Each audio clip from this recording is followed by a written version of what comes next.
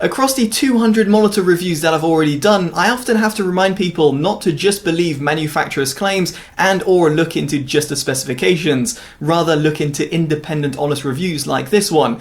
Case in point is the MSI MPG Artymis 273CQRX-QD, which is utterly ridiculous to start with in terms of a monitor name, but nonetheless it has a 27-inch curved 1440p 240Hz VA panel with HDR400 support.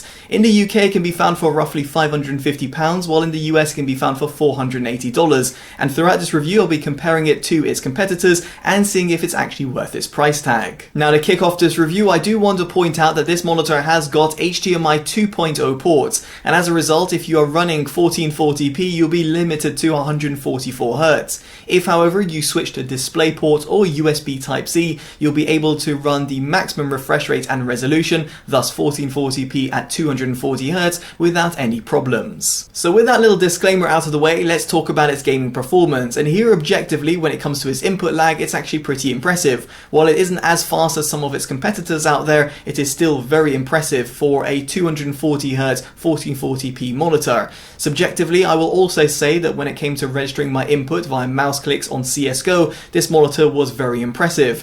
However, the same praise couldn't be said about the monitor's response time, which quite frankly is shocking, specifically for its refresh rate and resolution and also its asking price. See, I had it tested via the OSRTT tool, and in terms of its average initial time, which can be found at the bottom left hand side of your screen, in its normal overdrive mode it sat at 8.57 milliseconds, which is quite high. As we move towards the faster overdrive mode, such as fast, this moves to 7.51, and in terms of its fastest mode preset, it's a measly 6.4 milliseconds, which is quite surprising. Now, just to put things into perspective, in its overdrive off mode, the AG274QS that's made by AOC hits an average initial time of 5.32 milliseconds, and as we progress down towards the faster mode's overdrive, you can see over here it gets down all the way to 2.84 milliseconds, which is what you would or should expect for this MSI monitor. But alas, that's not the case, and frankly its response time is quite shocking, as I said before.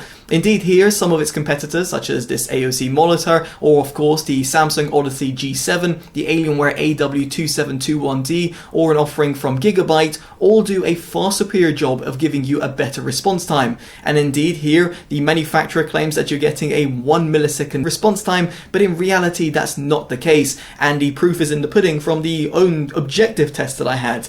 Now, let alone from the objective test, when it came to my subjective input, I was also left disappointed. I was actually quite surprised as to how poor in terms of the overall response time of this monitor was, at least for a monitor of its class. Don't get me wrong, if it was a 144Hz monitor that was made maybe 5 years ago, I wouldn't be left too unimpressed, but in this case, I just really expected a lot more from MSI and indeed the overall response time that this monitor can actually produce. Now, you might think that's pretty bad, but unfortunately it gets worse. See, this monitor actually suffers from VA smearing, and while that's present in other VA panels out there on the market, it's something that couldn't be ignored, no matter which overdrive mode I was running, or indeed if I was in a desktop or gaming environment. Here you'll be able to see a screenshot from the UFO Blur Buster test, and indeed, no matter the overdrive mode that's selected, there's quite a bit of black trailing, and that is the smearing that is occurring. Even in terms of MPRT mode, which reduces the motion blur, you can still see it, and in fact it comes even clearer, so it kind of retracts from the overall experience that you get and further emphasizes my point that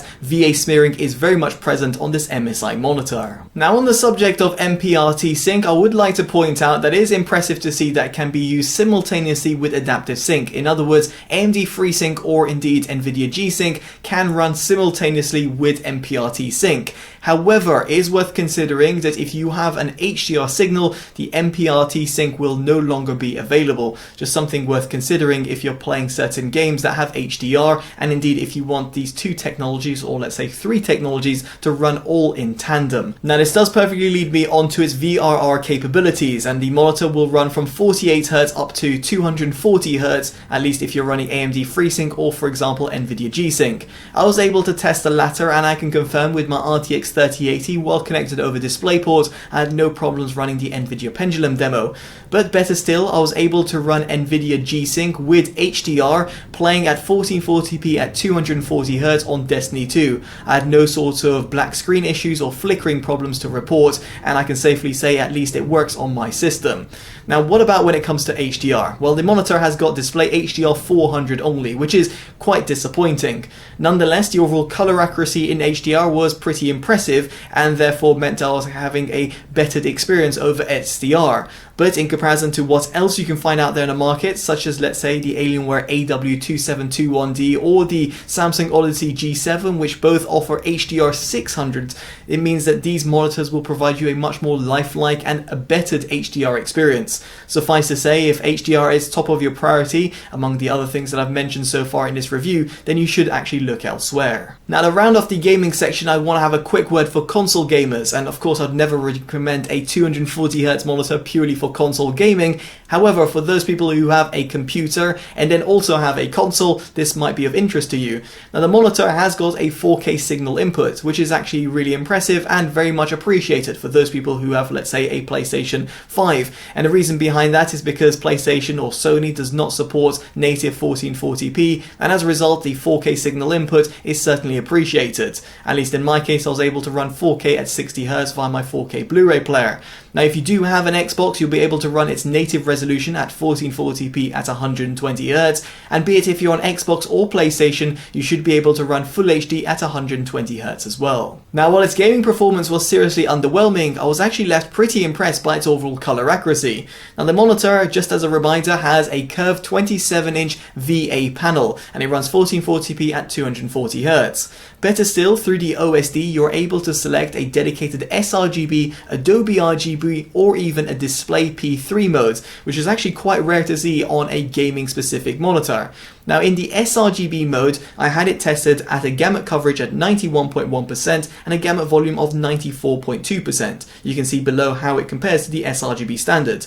Average LTE sat at 1.57, which is perfectly acceptable, and a maximum of 3.36. Its tested contrast ratio was a whopping 2,693 to 1, which is also no surprise given it's a VA panel, and its measured white point sat at 6,982 Kelvin at 100%. It's also pretty close to the Gamma 2.2 standard, as you'll be able to see below. Now, as we switch over to the Adobe RGB mode, you can see here it does indeed have a wide color gamut, whereby it hits a 88.2 Adobe RGB gamut coverage and a 90.4% gamut volume, which isn't bad. You can see below how it compares to the Adobe RGB standard. Of course, it's not the sRGB mode, and therefore it's a lot wider. Now, as for its average LTE in comparison to the Adobe RGB standard, it hits 1.72 and a maximum of 3.12, which is again very impressive for a gaming grade monitor. The contrast ratio doesn't change, but the measured white point does slightly alter itself at 6,952 Kelvin, which is very good indeed. And as for its gamma, you can see here it's pretty impressive across the board, apart from when it gets to the higher brightness levels. Now, aside from its impressive color accuracy, the monitor gets up to 452 nits in HDR, which is quite below the manufacturer's claim, but nonetheless does surpass the HDR 400 standard.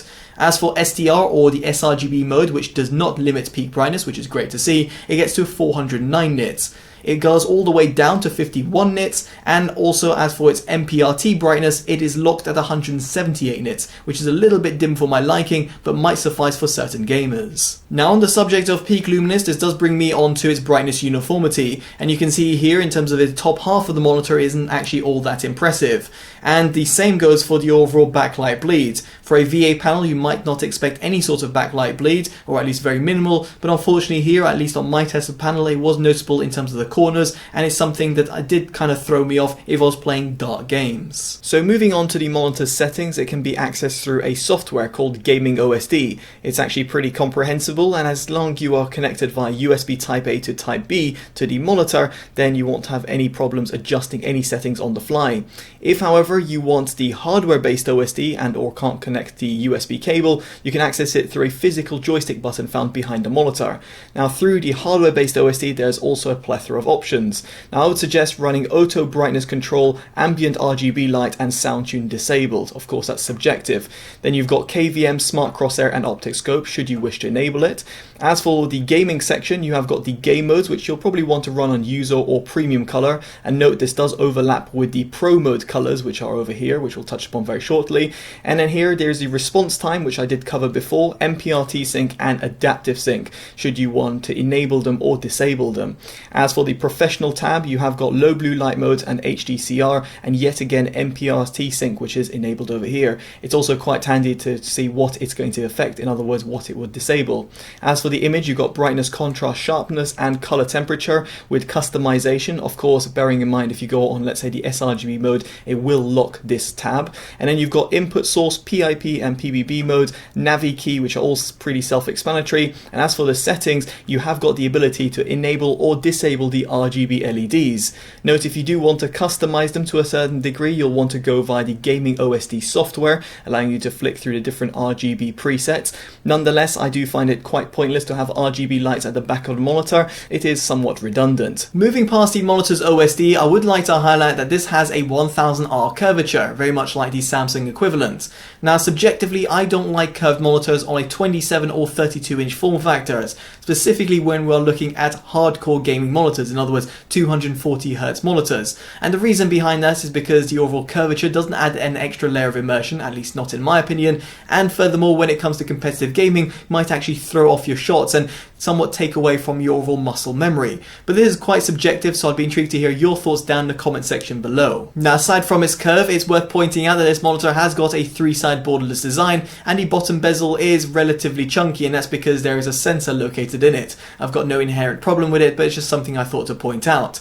Now at the back, as I did mention, there are these RGB lights if you want to have them enabled or disabled, and then you have got a stand which is very sturdy. It provides height, tilt and pivot adjustment, although it should be no surprise that you can't actually fully swivel it due to the limitations of the stand. If, however, you want to replace the stand, you can do so via VESA compatible stand, and therefore allows you to place it on a multi-monitor setup or indeed a monitor arm. Elsewhere, it's great to see that this monitor has got a USB Type-C input, and better still, it also has a KVM switch. Now the KVM functionalities allows someone to plug in their peripherals directly into the monitor, and therefore when you're switching to say a laptop connected over Type-C and then switching to a desktop computer over DisplayPort, it means that you don't have to constantly plug in or out your peripherals such as a mouse and keyboard, and that can be quite handy and of course save a lot of time. So with all of that in mind, should you be buying this MSI gaming monitor? Well, if it wasn't already obvious, the answer is a flat out no, because its VA smearing and the overall poor response times are hard to ignore, no matter the overall asking price.